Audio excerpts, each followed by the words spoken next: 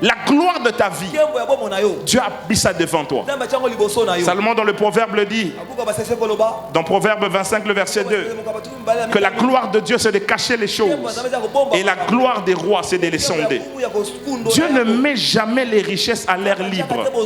Dieu ne met jamais. Ce soir il y a une information que le Saint-Esprit est en train de libérer, une information de grandeur, mais qui est en train de contredire ce que tu sais. Généralement les circonstances nous parlent, les circonstances nous adressent aussi des messages, les défis nous parlent et les défis parlent aussi sur nos vies. Ça me rappelle Goliath qui s'élève depuis 40 jours et depuis 40 jours il est en train de parler à l'armée d'Israël et cela affecte leur mental, cela affecte leur manière de penser, à telle enceinte que lorsque David arrive, David cherche à réagir, les autres cherchent à l'empêcher même de se manifester. Pourquoi? Parce qu'ils étaient sous l'emprise de ce que les défis étaient en train de dire d'eux. Ce que le défi dit de toi n'a rien à voir avec ce que tu es. C'est la vie de Jésus-Christ. De une année jusqu'à 30 ans, il était monsieur quiconque. De une année jusqu'à 30 ans, il était un charpentier. Mais à l'âge de 30 ans, lorsque l'onction est descendue sur lui dans le désert, l'onction a révélé ce qu'il avait été programmé à venir faire sur la terre. Est-ce qu'on peut acclamer maintenant le Seigneur? Il est digne de nos acclamations. Il est digne de notre louange. Il est digne de tout honneur. Amen. On peut se rasseoir. Un très grand honneur de pouvoir participer à la même grâce que vous, à savoir être dans la présence de Dieu et surtout de bénéficier de la grâce de sa parole. Je bénis le Seigneur pour la marque de confiance que me témoigne le docteur Janssens. C'est vrai, comme il a si bien dit, on se connaît à peine, mais je ne suis pas le genre de personne qui croit au hasard. Je crois qu'à la manière des hommes, les choses peuvent être accidentelles. Mais Dieu qui sait mettre des hommes et des femmes selon le but qu'il s'est fixé avait prévu cela dans l'éternité. C'est pas faux de croire que la réunion de ce soir sera prophétique. Et je salue la marque de confiance que me témoigne mon père spirituel, le pasteur Flarin. De là où se trouve que le Dieu de grâce qu'il sert continue à faire et à abonder sa grâce. Regarde ton voisin, ta voisine. Dis-lui, je suspecte Dieu d'avoir la bonne intention de te faire du bien. Si tu n'as pas les soupçons, change de voisin. Parle à un voisin qui a des soupçons. Si ce voisin-là n'a pas de soupçons, veille à ce qu'il ne puisse pas court-circuiter le courant de grâce. Alléluia. Dieu soit béni. Le grand thème qui m'a été donné, c'est de rebâtir sur les fondements. Et le sous-thème que je nous apporte, c'est l'aube des grandes victoires. J'aimerais nous proposer un texte. Nous sommes dans le livre de Juges, le chapitre 6. On fera une lecture kangourou, mais je veux mieux citer chacun des textes. À partir du verset 1er, la Bible déclare ceci. Les enfants d'Israël firent ce qui déplaît à l'Éternel, et l'Éternel les livra entre les mains des Madians pendant 7 ans. La main de Madian fut puissante contre Israël. Pour échapper à Madian, les enfants d'Israël se retirèrent dans les montagnes, dans les cavernes et sur les rochers fortifiés. Quand Israël avait semé, Madian et Amalek venaient, ainsi que les fils de l'Orient, marchaient contre lui.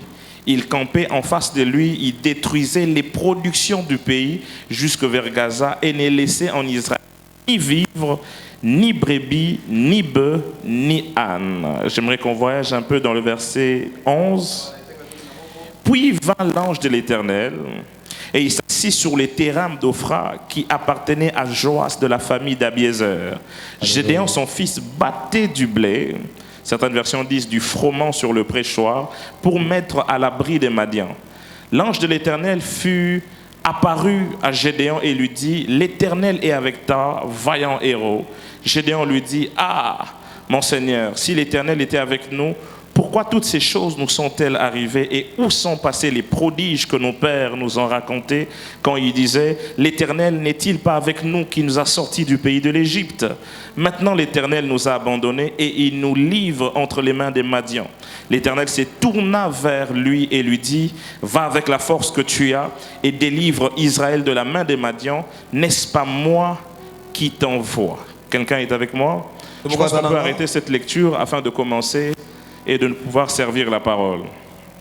Dieu de grâce, que ta bonne main soit sur ton serviteur. Laisse que ta grâce soit visible, que ton onction coule à flot en ces lieux, afin que le nom de Jésus-Christ soit glorifié et que ton peuple soit édifié. Amen. Amen. À l'aube d'un temps de victoire, je suis en train de croire que c'est le Seigneur qui est maître des temps et des circonstances.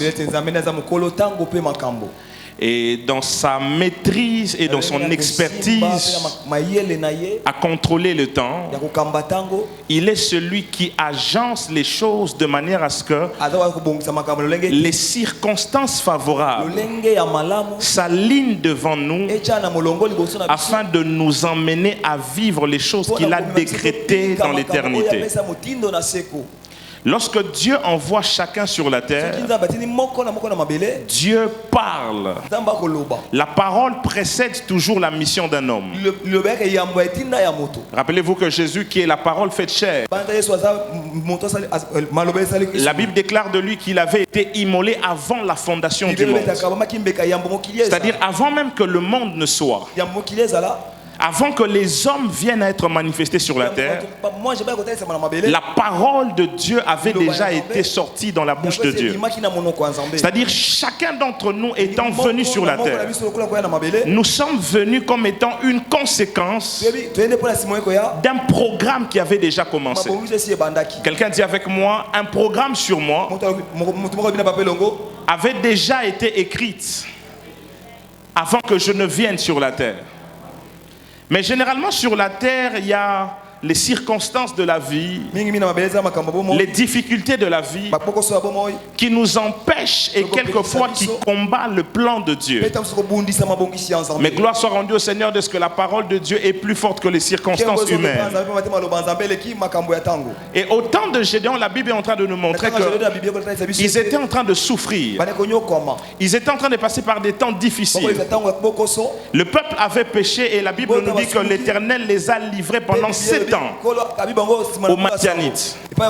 Et les Madianites étant venus, ils étaient en train de terroriser toute la nation, au point où la Bible nous montre que non seulement qu'ils les mettaient dans un état de locataires, mais les Madianites aussi étaient en train de ravager leur production.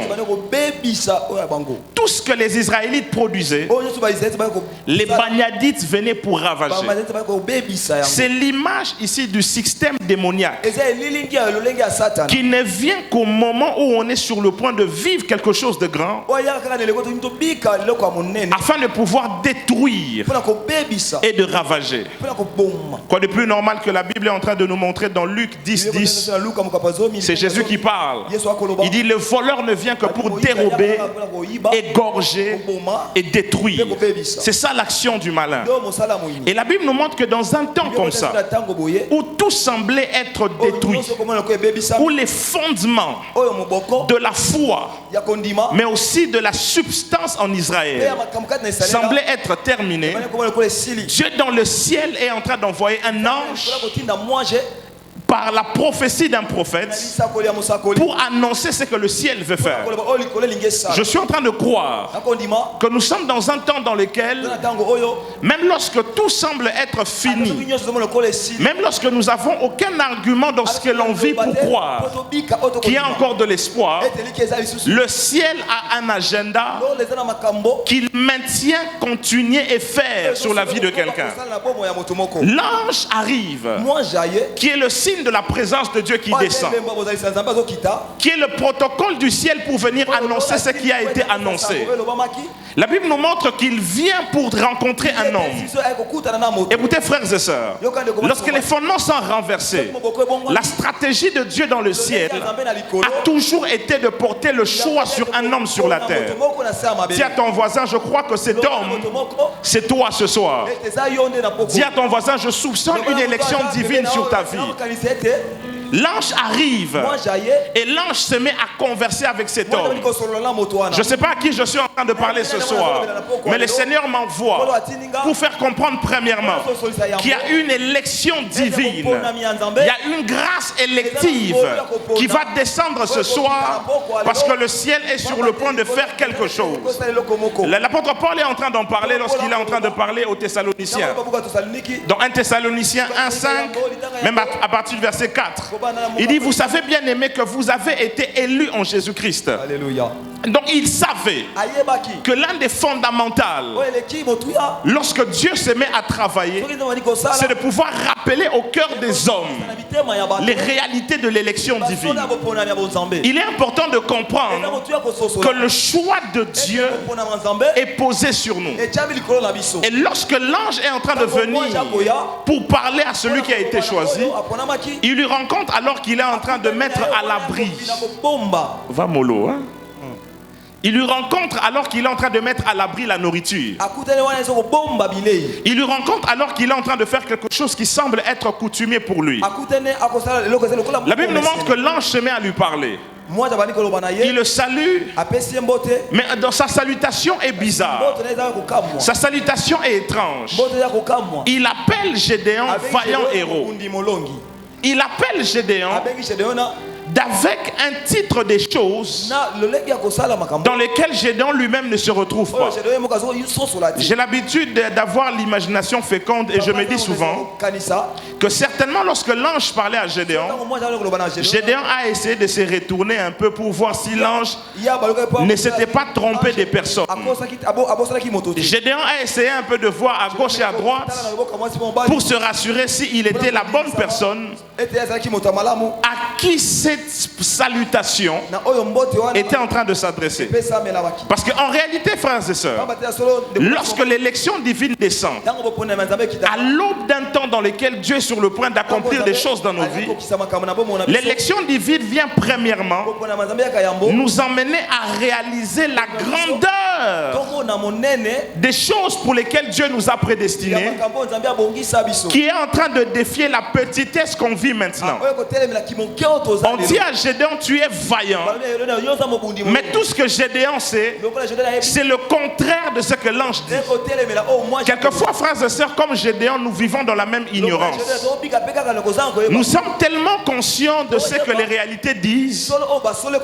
Nous sommes tellement conscients de ce par quoi ce que nous passons, que quelquefois la pauvreté avec cette conscience, c'est que nous ignorons la richesse de ce que Dieu dit de nous. On dit qu'il est vaillant soldat, alors que lui, tout ce qu'il sait de lui-même, c'est qu'il est pâtissier. Il y a beaucoup de gens comme Gédéon. Lorsque l'élection divine arrive, pour faire un choix et créer un mouvement, l'élection commence d'abord à emmener une information qui vient défier ce qu'ils sont. Ce soir, il y a une information que le Saint-Esprit est en train de libérer. Une information de grandeur, mais qui est en train de contredire ce que tu sais. Généralement, les circonstances nous parlent. Les circonstances nous adressent aussi des messages.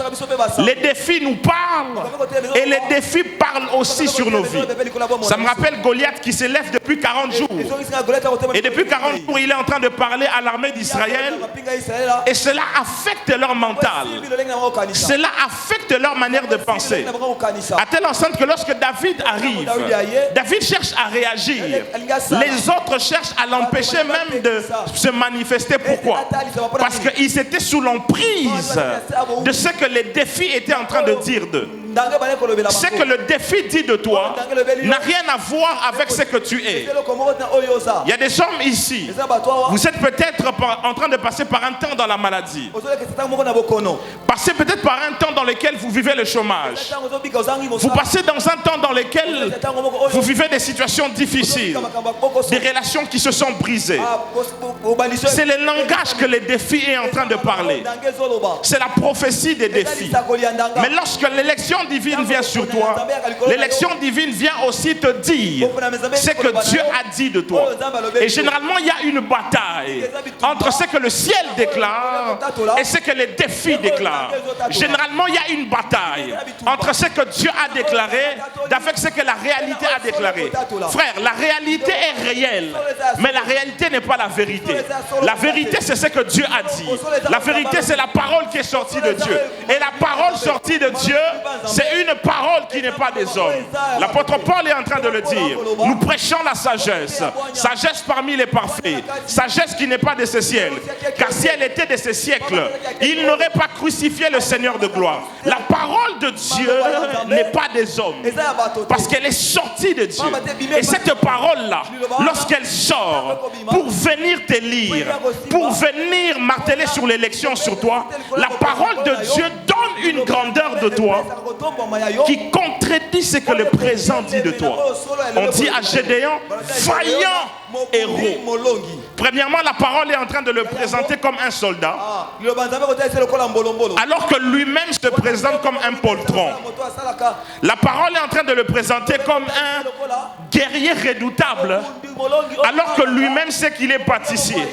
Je ne sais pas ce que tu sais de toi-même, mais tout ce que moi je suis venu t'annoncer de la part de Jésus-Christ, c'est qu'il y a une parole pour toi qui est en train de te placer au-delà de ce que toi tu présentes de toi-même.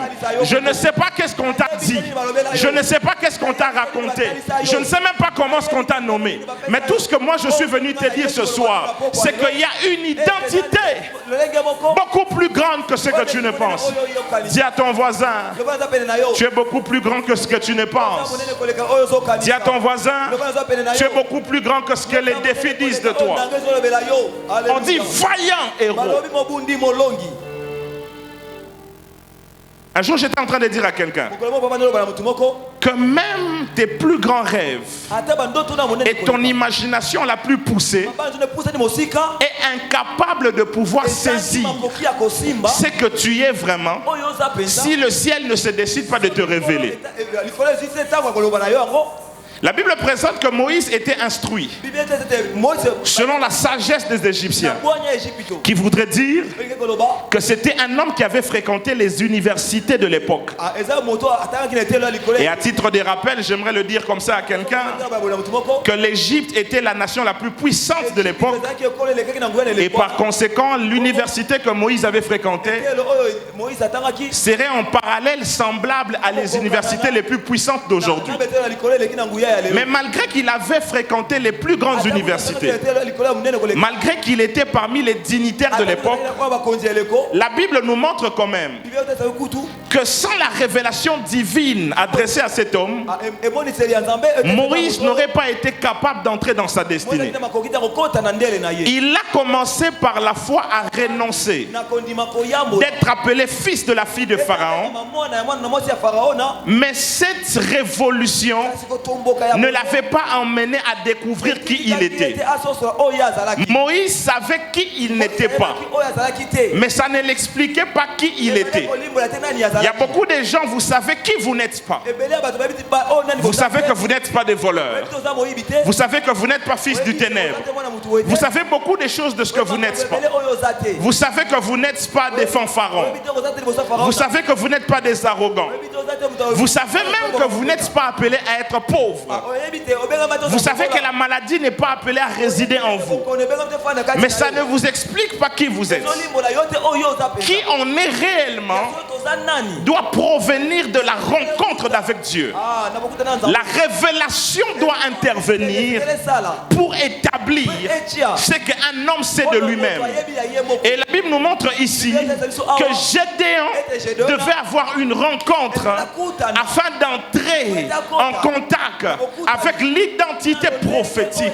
Je ne sais pas à qui je suis en train de parler ce soir, mais je suis en train d'inaugurer un temps de rencontre.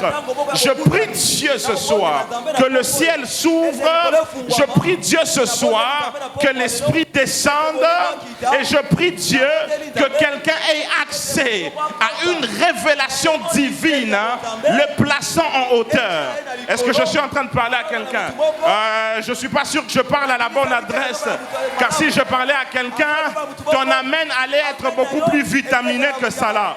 Si c'est à toi que je parlais, ton amen allait être beaucoup plus fort. Si c'est à toi que je parlais, ton amen allait être beaucoup plus focus.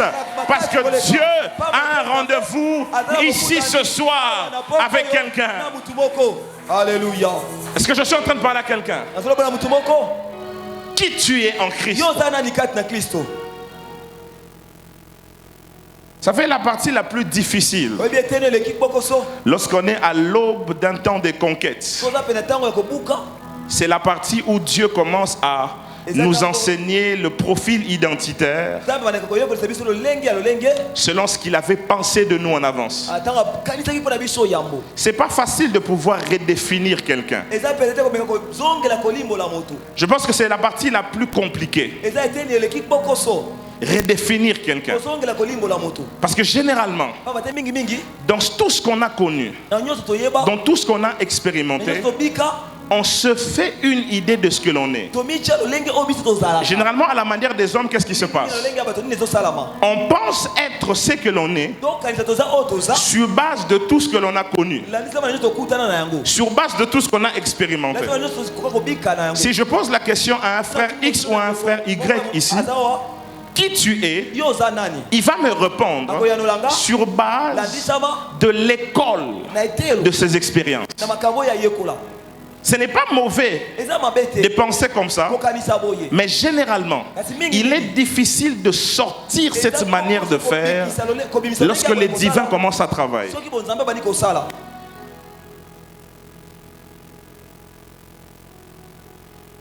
Parce que quelqu'un sera en train de dire, je sais qui je suis.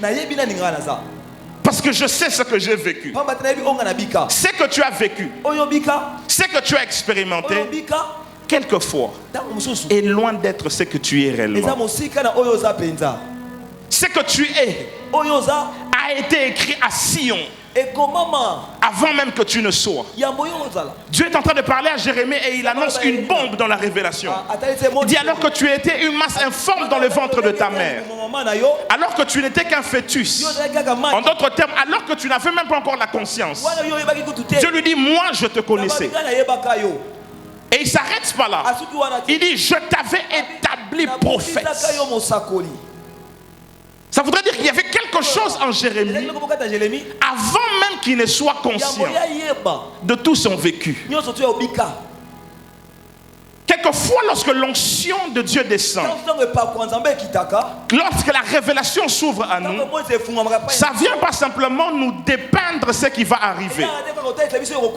Nous pensons souvent que le monde prophétique ne consiste qu'à nous dire l'avenir des hommes, qui est le passé de Dieu. C'est vrai, mais à 50% c'est incomplet. Parce que la gloire de la révélation de Dieu vient aussi quelquefois nous ramener dans le passé de l'homme afin de découvrir les mystères préétablis de Dieu. Il y a des choses que Dieu avait dit sur toi, que Dieu avait terminé de faire pour toi avant même que tu ne sois conscient. Lorsque Dieu prend Adam, il le forme, il établit. La Bible prend le soin de nous montrer que Dieu avait fini à faire plusieurs choses concernant la destinée de Adam. Il y a beaucoup de choses que Dieu avait fini de faire avant même qu'il te lance sur la terre. Et ce sont des choses comme ça ce soir que Dieu est sur le point de te révéler.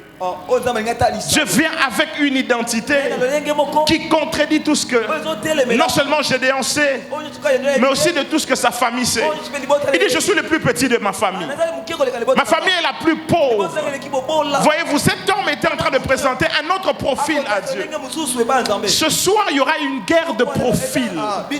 Il y aura une guerre d'identité. Il y aura une identité que toi tu sais, mais aussi une identité que Dieu sait. Ce soir, Dieu va discuter avec quelqu'un, face à face comme il parlait avec Moïse. Tu vas dire à Dieu ce que tu es, mais Dieu aussi en échange va te dire ce que lui pense que tu es. Amen. Le problème d'identité, c'est le problème mère. C'est le problème originel de la réussite ou de l'échec sur la terre. Lorsque Satan a voulu renverser l'homme que Dieu avait établi dans le pouvoir et dans la gloire à Éden, il a commencé à toucher par rapport à la faiblesse qu'il avait de connaître son identité. Il dit, est-ce que Dieu vous a réellement dit? Est-ce que Dieu vous a réellement dit? Ce que tu sais de ce que tu es détermine la percée ou encore la chute que tu vivras. Dis à ton voisin qui tu es en Christ. Dis qui tu es en Christ. Dis qui tu es en Christ. Nous sommes à l'aube des grandes conquêtes. Nous sommes à l'aube d'une saison de gloire. Mais la gloire ne peut pas être vécue par des ignorants de leur identité en Christ. On lui dit tu es vaillant héros. Oh mon Dieu. Alléluia. On lui dit tu es vaillant héros. On lui dit tu es vaillant héros. Au début de ma foi chrétienne, j'étais un frère lambda, en train de servir Dieu avec mon programme et avec mon planning. Je me disais à tel âge, je finirai mes études. À tel autre âge, je me marierai. À tel autre âge, ma carrière aura un à peu près de X ou de Y niveau. J'avais mes projets. Mais la Bible nous dit, c'est David qui parle. Il dit, il y a dans le cœur de l'homme plusieurs projets. Mais seuls les desseins de l'Éternel s'accomplissent. En d'autres termes, c'est une frustration de planifier sans avoir au préalable consulté. Dis à ton voisin, c'est une frustration de planifier sans que Dieu n'ait révélé. Est-ce que je parle à quelqu'un? Et dans mes calculs et dans ma programmation, je voulais être un avocat. Parce que je suis d'une descendance des avocats. Et j'ai même découvert un peu plus tard que mon grand-père, mon arrière-grand-père était un griot au village. Un raconteur d'histoire. Alors toutes ces informations-là, humainement parlant, je les avais réunies. Et je me suis dit, certainement, je suis appelé à faire ça. Mais je m'ai trompé. Un jour, dans un culte, comme celui-ci, dans une onction que je prie Dieu de pouvoir nous prêter, Dieu a commencé à parler. Pour dire, hey, les frères là, qui a les yeux comme un Chinois. Je regarde moi. Il dit, toi, tu es appelé à prêcher la parole. Tu seras apôtre. Qui? Moi? Je prie Dieu qu'il y ait des accidents de connaissances, que la connaissance de Dieu pour toi vienne cogner la connaissance que tu avais pour toi-même. Je prie Dieu que ce soir, quelqu'un en sortant d'ici, qu'il ressente avec quelque chose en plus que Dieu a dit. Comme Gédéon, tout ce qu'il savait, c'était la pâtisserie. S'il était à Kinshasa, il serait en train de travailler quelque part à pâtisserie nouvelle. Mais c'était un grand général. Toi aussi qui es venu ici, il y a une identité. Et pourquoi est-ce que Gédéon n'était même pas en train de croire en cela? Regardez ce qu'il est en train de dire à Dieu. Il dit, pourquoi toutes ces choses nous sont arrivées? Il commence par répondre à Dieu, il dit, ah Seigneur, si réellement je suis ces vaillants héros, pourquoi toutes ces choses nous sont arrivées? Vous savez, qu'est-ce qui combat généralement l'identité prophétique? C'est tout ce qu'on a pu collecter des malheurs de la vie. Très souvent, les tragédies humaines deviennent l'argument que plusieurs personnes utilisent pour chercher à s'opposer à la révélation divine. Si vraiment je suis, c'est que la parole dit que je suis. Si vraiment je suis, c'est que l'Esprit ce soir déclare que je suis. Pourquoi est-ce que Babouak Sarengaï, à un pas de mon mariage, si vraiment la parole dit que je suis ça, pourquoi est-ce que ce business n'a pas marché? Est-ce que je parle à quelqu'un? C'était ça Gédéon. Si vraiment je suis vaillant héros, regardez comment est-ce qu'il discute avec eux. Si vraiment je suis ces vaillants héros là, pourquoi ça n'avait pas marché? Il dit pourquoi toutes ces choses nous sont arrivées. Je parle à des hommes et des femmes. Je suis sûr que ces beaux visages cachent des beaux problèmes. Je suis sûr que la plupart des personnes ici, vous cachez un passé, des choses qui vous sont arrivées. J'aurais bien voulu avoir la parole de connaissance surchauffée ce soir pour savoir par rapport à tout un chacun qu'est-ce qui s'est réellement passé. Mais mieux que moi, vous savez qu'est-ce qui s'est passé. Vous savez tout ce que vous traînez avec vous. Vous connaissez toutes les choses par lesquelles Dieu a permis à ce que vous puissiez passer. Les choses que vous avez endurées. C'était ça Gédéon. Il cherche à argumenter avec l'ange afin de pouvoir contourner ce que le ciel a dit qu'il est. Frères et sœurs, aussi vrai que laid est votre passé, aussi vilain peut être votre passé, ça ne change en rien la gloire des choses que Dieu a annoncées. L'apôtre Paul est en train de le dire. Il dit les souffrances du temps présent ne sont en rien comparables à la gloire des temps à venir. Alléluia. Dieu prend toujours la gloire. Il ne la place jamais à la portée de ce que tu peux voir. La gloire de ta vie est placée dans ton avenir. Dieu peut permettre à ce qu'un temps que tu vives la gloire de ta vie, Dieu a mis ça devant toi. Salomon dans le Proverbe le dit, dans Proverbe 25 le verset 2, que la gloire de Dieu c'est de cacher les choses et la gloire des rois c'est de les sonder.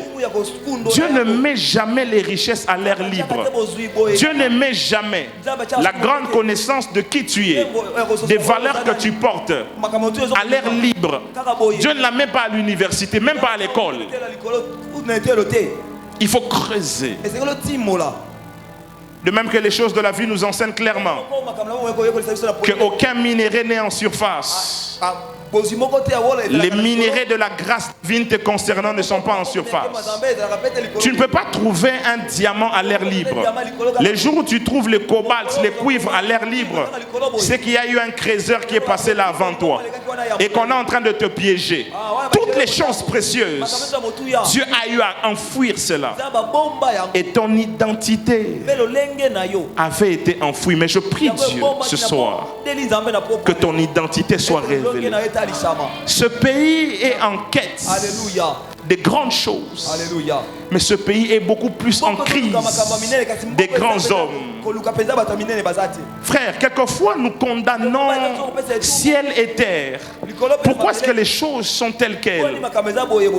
Mais la réalité c'est que ce que nous condamnons n'est qu'une connaissance, enfin une conséquence de la pauvreté de ce que nous savons.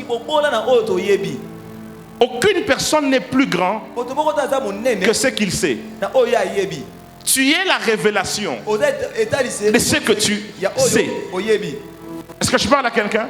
Mais je prie Dieu ce soir, ici et maintenant, de mettre sur nous un esprit de révélation afin que nous puissions connaître, comme l'apôtre Paul le disait aux Éphésiens, l'espérance rattachée à notre appel.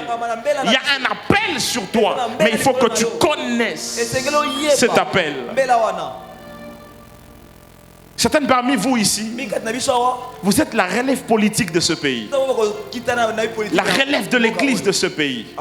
la relève économique de ce pays, la relève architecturale de ce pays. Mais il faut que Dieu souffle une parole. Il faut que Dieu illumine ton esprit. Courir, c'est une chose. Mais courir dans la bonne direction, c'est une chose. Voilà parce que David disait, ta parole est une lampe à mes pieds, une lumière sur mon sentier. Dieu t'a donné les capacités de pouvoir agir, mais sans la révélation qui te donne la lumière de où tu agis et de où est-ce que tu pars, les capacités vont te perdre. Beaucoup de gens courent, mais courent dans la mauvaise direction. Parce qu'il n'y a pas de révélation. Il y a un frère un jour qui me disait, apôtre, on engage ici, je pars. On engage là-bas, je pars. J'ai dit, tu es zélé, mais tu as un zèle qui n'a aucune révélation. Et c'est un zèle amer qui va nulle part. Beaucoup de gens ont la capacité d'être mobiles. Ils peuvent marcher, mais ils marchent dans des directions qu'ils ne connaissent pas. Mais je prie Dieu, que Dieu te révèle quelque chose. Que la révélation ne soit pas que pour l'homme de Dieu, que la révélation soit pour l'église. Comme l'apôtre Paul, je prie pour cette église, je prie pour tout un chacun, je prie pour nous ce soir, que Dieu nous accorde un esprit de révélation. La conversion et la conversation commencent à aller encore de profondeur en profondeur. Regardez ce que l'ange est encore en train de dire. Alors que Gédéon cherche à argumenter afin de défier sur ce que Dieu dit qu'il est, il dit, mais si vraiment c'est Dieu qui était avec nous, pourquoi ces choses nous sont arrivées? Alors Dieu se retourne pour lui parler encore. Il lui dit, va avec la force que tu as. Avant, je pensais que lorsque Dieu disait à Gédéon, va avec la force que tu as, je pensais que Dieu était en train de marteler sur l'énergie vitale. Mais je me suis rendu compte que ça n'avait rien à voir avec l'énergie vitale. La force là n'a rien à voir avec les capacités de bien se sentir. Rien à voir aussi avec l'intellect ou encore avec les stratégies humaines. Lorsqu'on parle de la force ici, c'est une référence non dite du pouvoir divin. En d'autres termes, Dieu était en train de parler de l'onction. Quand il dit la force que tu as, il fait référence à l'onction et au potentiel qu'il avait mis en Gédéon. Vous savez, on ne peut pas servir Dieu et relever des défis dans des temps critiques si on n'est pas en connaissance avec l'onction. C'est quoi l'onction? Dans certaines versions, dans plusieurs géographies bibliques comme ça, on compare l'onction avec les bras de l'Éternel, la force de l'Éternel. Mais je cherchais une définition un peu plus inclusive qui permettra à l'Église de mieux comprendre l'onction. Puisque l'onction est importante. Dans Jean 1,12, la Bible déclare ceci, que à tous ceux qui l'ont reçu, ressuscité Jésus-Christ, il leur a donné le pouvoir. C'est-à-dire, quand on parle de l'onction, c'est quelque chose qui touche à toute l'Église. Ça ne touche pas qu'à une catégorie, c'est-à-dire ceux qui prêchent. L'onction, c'est pour toute l'Église. Parce qu'on ne peut pas vivre sur la terre comme étant un représentant de Dieu, comme étant un ambassadeur de Dieu, sans avoir un pouvoir de Dieu avec nous. Alors c'est quoi l'onction? J'ai découvert une définition un peu plus simple. L'onction c'est quoi? L'onction c'est un pouvoir brut qui vient de Dieu, qui vient sur chacun des hommes qui croient en son Fils Jésus-Christ, mais dans le but de pouvoir alimenter les capacités que Dieu a placées en eux. Est-ce que jusque là ça passe? Est-ce que jusque là ça passe? Est-ce que jusque là ça passe?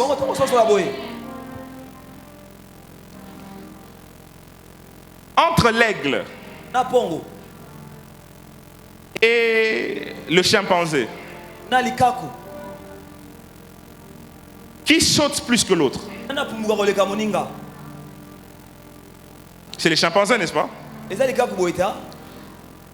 Est-ce que le poisson peut sauter d'arbre en arbre? Dieu a créé la nature avec chacune des spécificités. Lorsqu'il crée le poisson, il lui donne les capacités de natation, les capacités de nager.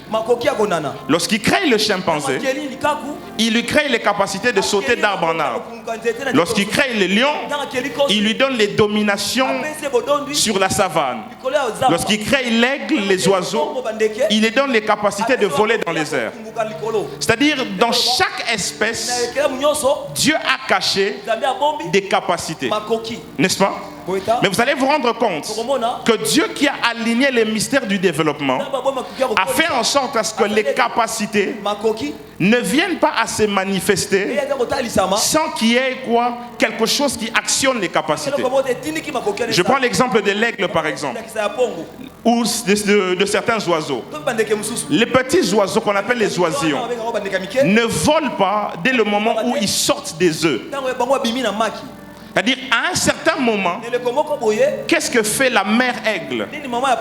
Elle prend les glands, elle les emmène dans les rochers, elle les lâche pour que dans le risque que les capacités se déploient. Alors en l'homme aussi, Dieu a déjà placé des capacités. Les capacités ont déjà été données. Dans le mystère de la parabole des talents, on dit que Dieu, le maître a donné à chacun selon ses capacités. Il y avait une différence entre les talents qui étaient la bourse d'argent avec les capacités qu'il y avait déjà en eux. Vous comprenez? Alors qu'est-ce que fait l'onction? L'onction, c'est un pouvoir brut. C'est une puissance. Comme Jésus définit ça dans Acte 1:8. Il dit, vous recevrez une puissance, le Saint-Esprit survenant sur vous. N'est-ce pas? Et les jours de la Pentecôte, on voit clairement cette puissance. C'était les flammes au-dessus de chacune de leurs têtes. C'était ça l'onction. L'onction était sur tout un chacun. Mais cette onction ne réveillait pas les mêmes capacités. Lorsque l'onction est descendue dans la chambre haute, l'onction a commencé à réveiller les particularités que Dieu avait mis en chacun. Lorsque l'onction descend ici, sur celui qui est appelé à être prédicateur, ça va réveiller les instincts et la soif à apprendre la parole et à la prêter. Mais la même onction qui descend ici, en celui qui est appelé à faire les affaires, ça va réveiller les stratégies divines et l'instinct à aller vendre et à acheter. La même onction, lorsque ça descend ici, en celui qui est appelé à être médecin, ça va révéler la passion de guérir au travers de la science. La même onction, lorsqu'elle descend ici, qu'elle trouve en toi les capacités modélistes, ça va réveiller en toi les capacités à aller acheter, comprendre les marchés et faire les fashion. L'onction, c'est brut, mais elle réveille les capacités. Lorsque l'onction est venue sur Gédéon, l'onction est venue réveiller en lui les capacités de guerre qui étaient endormies. Lorsque l'onction est venue dans la chambre haute, l'onction est venue révéler sur les disciples les capacités à prêcher qui étaient endormies. Je crois ce soir qu'il y a des capacités endormies, il y a des grâces enfouies, il y a des potentiels endormis. Mais l'onction, lorsqu'elle va descendre, et puisqu'elle va descendre, elle va réveiller ces choses. Amen. Le ciel savait que révéler à Gédéon son identité à l'aube des grandes victoires était incomplet. Il fallait, en plus de lui révéler son identité, il fallait activer son potentiel. Ce soir, je prie Dieu qu'il y ait des activations. Je prie que l'onction descende comme une connexion Wi-Fi afin d'activer les Bluetooth des grâces ici. Que l'onction descende à la mesure de la chose que Dieu a déposée en toi. Quelqu'un ne me comprend pas. Je dis que l'onction descende à la mesure de ce qui avait été investi en toi. Je dis que l'onction suscite en toi c'est que tu ne pouvais pas être par toi-même. Il y a des choses, lorsque l'onction descend, l'onction bouleverse. C'est l'onction de Dieu qui a bouleversé la vie de Jésus-Christ. De une année jusqu'à 30 ans. Il était monsieur quiconque. De une année jusqu'à 30 ans, il était un charpentier. Mais à l'âge de 30 ans, lorsque l'onction est descendue sur lui dans le désert, l'onction a révélé ce qu'il avait été programmé à venir faire sur la terre. Je suis sûr que ce soir, ici et maintenant, il y a des hommes qui ont été programmés à des grandes choses, mais que l'onction de l'esprit doit activer. Dis à ton voisin activation. Dis à ton voisin activation. L'onction doit activer ces choses. L'onction doit activer ces choses. Kumi et Katusha. Alléluia. J'ai dit l'onction va activer ces choses. J'ai dit l'onction va activer ces choses. L'onction est en train de circuler ici. J'ai dit l'onction est en train de circuler ici. J'ai dit l'onction est en train de circuler ici. J'ai dit l'onction est en train de circuler ici. Depuis l'endroit où je me tiens, l'onction de l'esprit est en train de circuler. Et partout où elle passe, elle active. Elle active. J'ai dit ce soir, tu deviens ce que tu n'avais jamais pensé que tu allais devenir. Ce sont des choses que Dieu est en train de faire de toi. Il y a un Gédéon ici, dans les temps qui sont en train de venir. L'histoire de ta famille, j'ai dit l'histoire de la nation, l'histoire de la ville va être réécrite par toi. Et l'onction est en train de t'emmener à le devenir. Pendant que je suis en train de parler comme ça, l'Esprit de Dieu est en train de me dire que dans cette atmosphère, il y a une dame, tu es chantre. Mais il y a une programmation de gloire que Dieu est en train de faire sur toi. Et ce soir, son onction vient sur toi afin de t'emmener dans la gloire de ton destin. L'Esprit du Seigneur est en train de tomber sur elle. C'est une dame.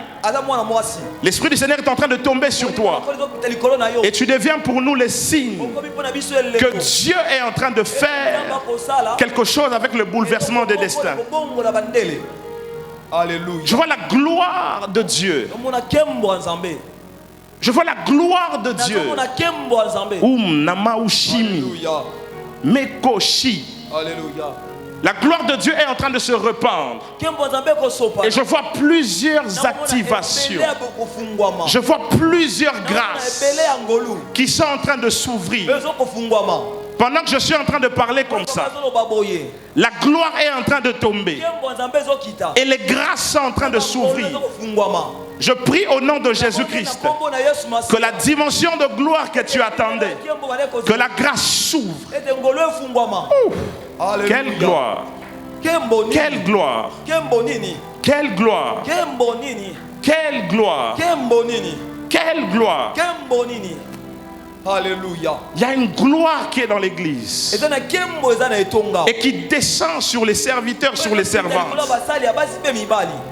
qui nous emmène à la prochaine dimension de l'exercice du travail, de l'exercice de la grâce.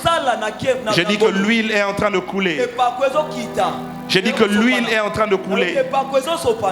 L'huile est en train de couler. L'huile est en train de couler. Ce soir, Dieu est en train de faire différemment. J'ai dit, l'huile est en train de couler.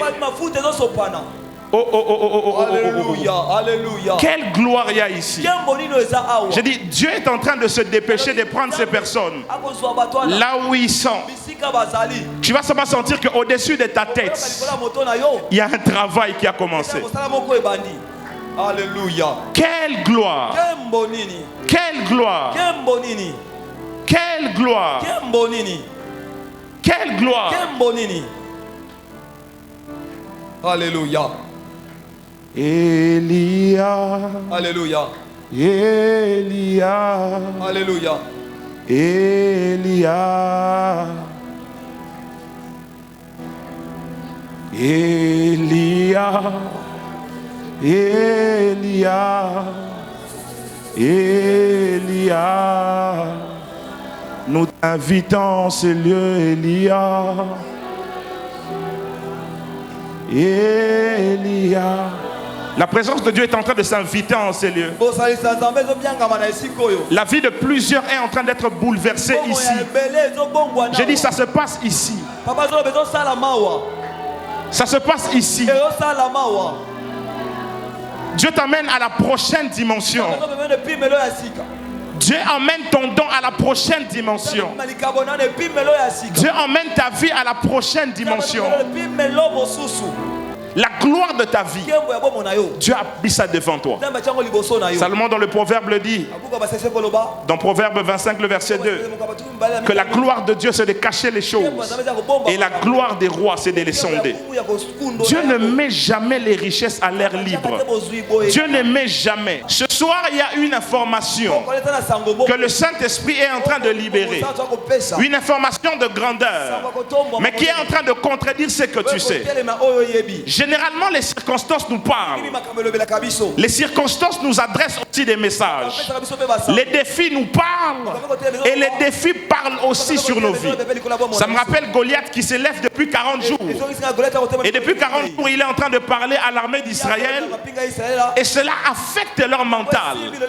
Cela affecte leur manière de penser. À telle enceinte que lorsque David arrive, David cherche à réagir. Les autres cherchent à l'empêcher même de se manifester. Pourquoi? Parce qu'ils étaient sous l'emprise de ce que les défis étaient en train de dire d'eux. Ce que le défi dit de toi n'a rien à voir avec ce que tu es. C'est la vie de Jésus-Christ. De une année jusqu'à 30 ans, il était monsieur quiconque. De une année jusqu'à 30 ans, il était un charpentier. Mais à l'âge de 30 ans, lorsque l'onction est descendue sur lui dans le désert, l'onction a révélé ce qu'il avait été programmé à venir faire sur la terre.